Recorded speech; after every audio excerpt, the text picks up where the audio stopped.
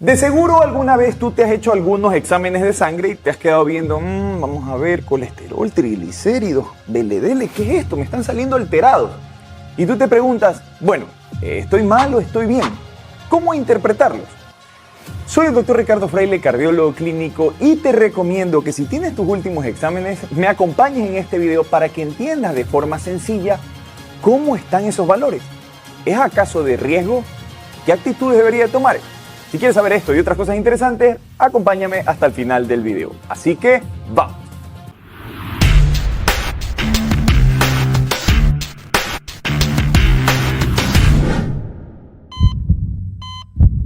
Y aquí viene, ¿cómo interpretarlos? Sí, obviamente esto lo debes hacer con el médico, pero tal vez a veces te realizas estos exámenes por control, por algún otro motivo, y los tienes ahí y dices, me han salido así, pero... Entonces, este video va a ser de gran ayuda para que comprendas cómo funciona esto que se conoce como lipidología. El entender cómo funcionan estos lípidos en nuestro cuerpo y que pueden marcar un riesgo o no. Bien, como primer punto, ustedes deben de recordar que nuestras arterias durante toda la vida, y esto yo ya les he mencionado, si nosotros no tenemos un buen estilo de vida, tenemos una mala genética, puede condicionarse a que esto comience a formarse placas de grasa, conocido como ateroma. Bien, y estas placas de grasa, para que se formen esto, toda esta condición, más el endurecimiento de nuestras arterias enfermedad, se conoce como aterosclerosis.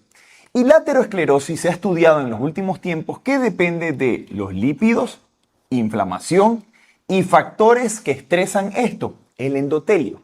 La suma de todos ellos es lo que va a dañar mis arterias. Y en este video vamos a tocar este punto. En otros ellos podemos tocar sobre la inflamación y factores que lo estresan. Y al final les voy a dejar un tip cómo más o menos pueden saber cómo están estos factores. Solo un tip, pero quédate hasta el último. Y bien, ahora, dentro de los lípidos se componen principalmente del colesterol y triglicéridos, los que nosotros conocemos. Muchos formados propiamente por el hígado, almacenados en el tejido adiposo y también por medio de nuestra dieta. Esto lo llega a modular. Cuando ustedes van a medir estos valores, ustedes tienen que recordar que estos en la sangre no se transportan de forma libre. No, ellos necesitan treparse a un bus, por así decirlo. ¿Ok? Van ahí, pum, se montan en su bus. Y esos buses se le llaman lipoproteínas. Es la única forma en que ellos pueden ser transportados dentro de la sangre. Si no, no pueden. Entonces, estas lipoproteínas que están acá abajo, como ustedes la ven, están compuestas de moléculas de señalización, que son como su antenita donde les dicen que tienen que ir. Por ejemplo, una de ellas es la ApoB100. Bien.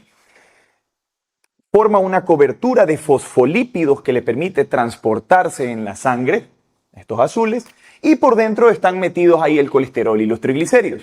Dependiendo de su cantidad, como lo vamos a ver, uno denomina a esas lipoproteínas. Bien. Entonces, entendiendo cómo viajan en la sangre para llegar a los órganos de destino, vamos a ver qué pasa cuando nosotros medimos estos valores y cuáles son lo normal, lo que deberíamos tener óptimamente. Miren acá, se los he desglosado. Y entonces, comencemos hablando del colesterol. El colesterol, cuando ustedes lo miden, mide el colesterol total, cómo está, por así decirlo, la suma.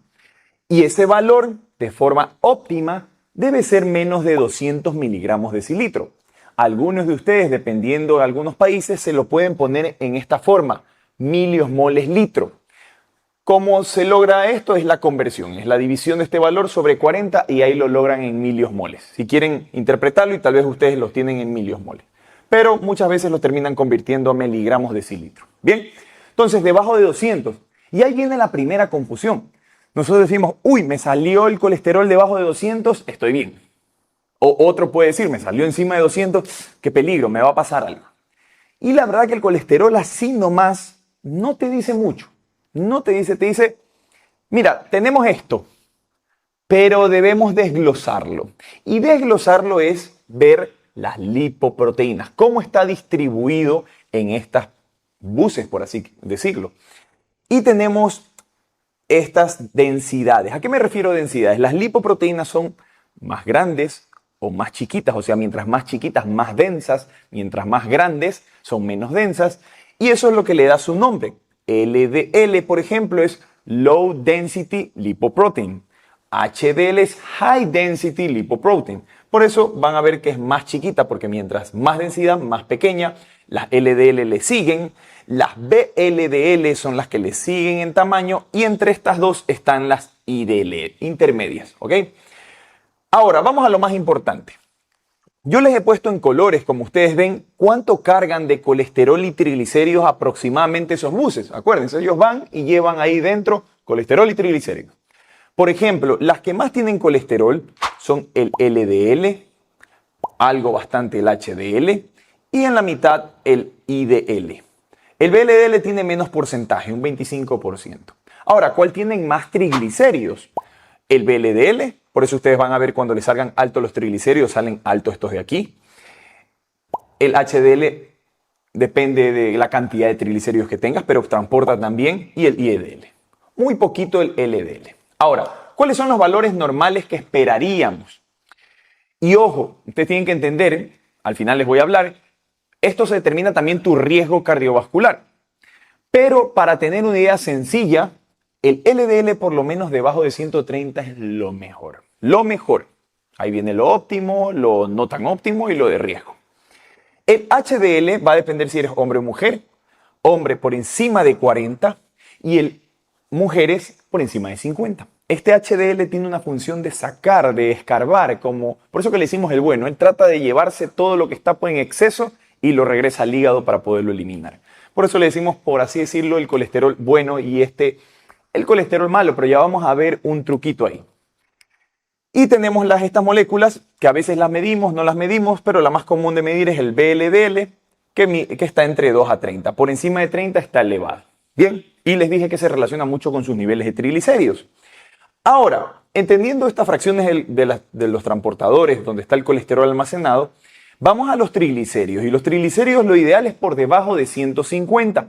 Les recomiendo, si quieren saber mucho más de triglicéridos, ver el video que subí de triglicéridos para que entiendan qué diferencia tiene tomarlos en ayunas o después de comer, pero de forma estandarizada menos de 150 en ayunas. Ahora, esto es lo que normalmente ustedes van a tener ahorita en sus exámenes si se los han hecho y van a decir, ah, ok, ahí estoy, y van a ver cuántos están alterados. Pero existe, según las indicaciones y las recomendaciones, si se puede, la mayoría de veces tomarlo, estos marcadores que están acá abajo. ¿Qué son estos marcadores de aquí especiales, por así decirlo? Nos van a dar mucha más información, nos van a decir cómo están las funciones o la cantidad de estas moléculas. Porque miren, algo ustedes tienen que saber. Más peligroso es tener moléculas chiquitas de LDL, ya que estas son las que se oxidan más fácilmente y al oxidarse, como ustedes ven aquí, se meten fácilmente y forman las placas de grasa. Cuando estas LDL son más grandes, se les hace difícil oxidarse y pasan de largo, no se meten.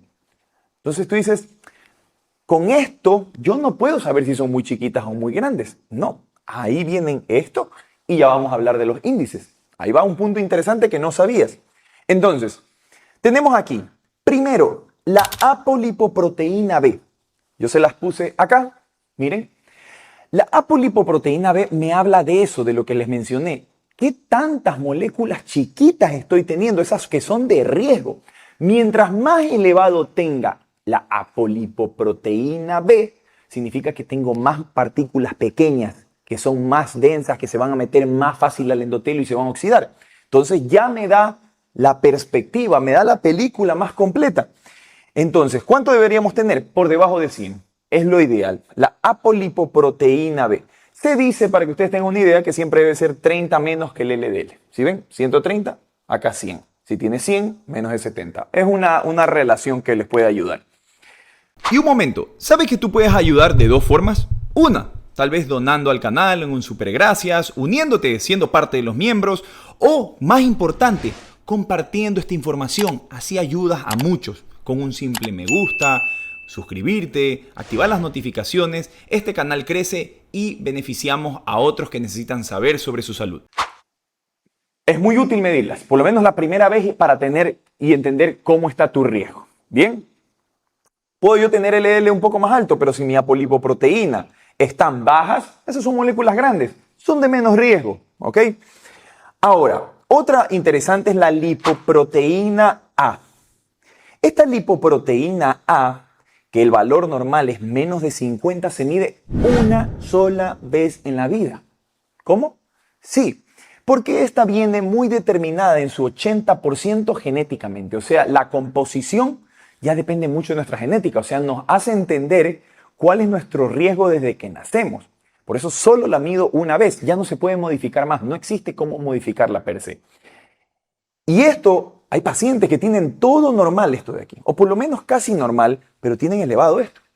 Y ahí es donde yo les digo, cuando me conversan y me dicen, no, pero yo me acuerdo que tal persona tenía el colesterol bien y tuvo un infarto, ¿pero por qué?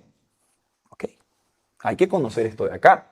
Y también hay otros factores que predisponen, como yo les mencioné, la inflamación y eso, ya vamos a ver.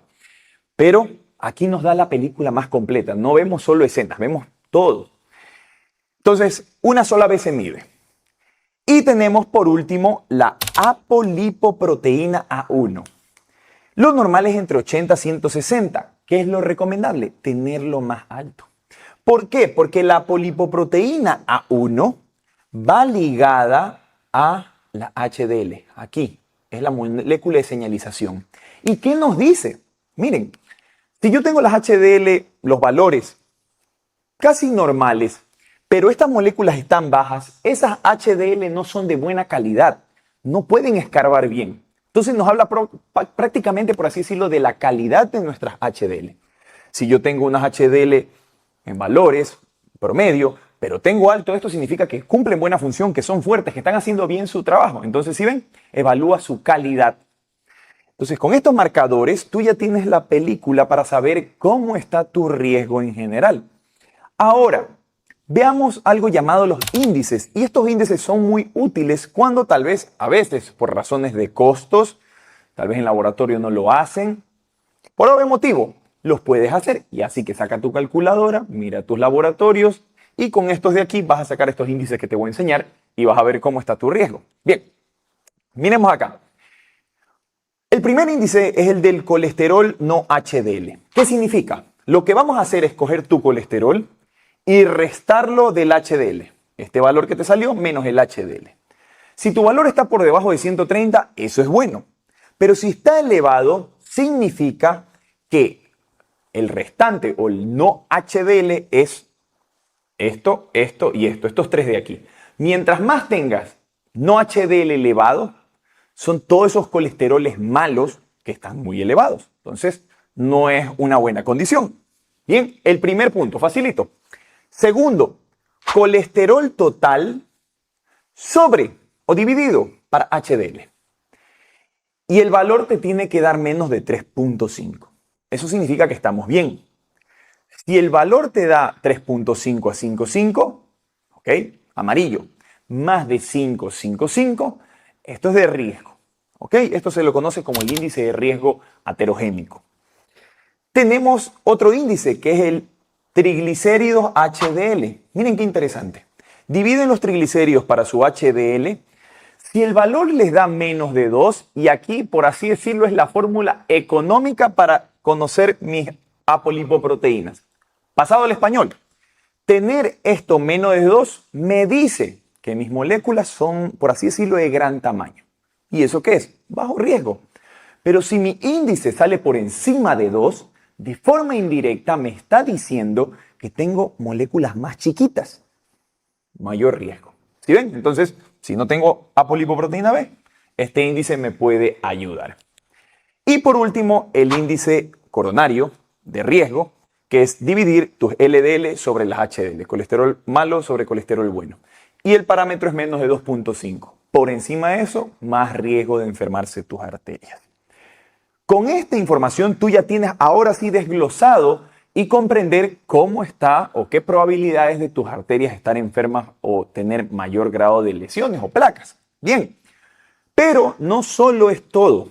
Y les dije que al final del video les iba a dar un tip interesante. Ustedes me dicen, bueno, ya me hablaste de los lípidos, que es un factor que ayuda a formar estas placas de grasa. Pero también podemos medir de forma la inflamación. ¿Y cómo lo puedo hacer? con algo que se llama la PCR, proteína C reactiva. Ojo, no es la PCR que les hacían el hisopado nasal, no, esa no. Proteína C reactiva, esa otra es reacción en cadena de la polimerasa. Y la PCR me ayuda un poco a entender, aunque se modifica por a veces condiciones inmunológicas, otras enfermedades, pero puede ayudar que si esa PCR está menos de 2.0, mi inflamación está menor. Entonces, si tú metes en una licuadora lípidos alterados chiquitos, inflamación y factores que estresan mi endotelio, alto riesgo de tener placas de grasa. ¿Ok? Entonces, medición de inflamación. Y factores de estrés en el endotelio. Ahí va la hipertensión, diabetes, cigarrillo, edad. ¿Dónde puedo encontrar eso? ¿A qué se refiere? Las calculadoras de riesgo cardíaco. Si no las sabes y qué significa esto, acá te dejo calcular tu riesgo cardíaco. Y esto también lo puedes hacer con el médico. Entonces, todo esto es lo que al final determina tu riesgo de que tus arterias se enfermen más rápido. Ahora sí, ¿lo entendiste? ¿Te lo habían explicado así? ¿Te ayudó a tener mucho más conciencia de cómo debes cuidarte? Házmelo saber aquí en la zona de comentarios y comparte y comenta este video con otros para que también les ayude. ¿Quieres más información interesante? Búscame en mis redes sociales como Dr. Ricardio en TikTok y en Instagram. ¿Quieres una segunda opinión? ¿Conocer más sobre tu corazón? ¿Despejar dudas tal vez de algún diagnóstico que te han dado? Búscame en www.drricardofreile.com/reservas. Y sin más, esperando que hayas disfrutado este video, que hayas aprendido mucho más sobre tu corazón, no te debes olvidar que esto es efectivamente lo que tu corazón necesita.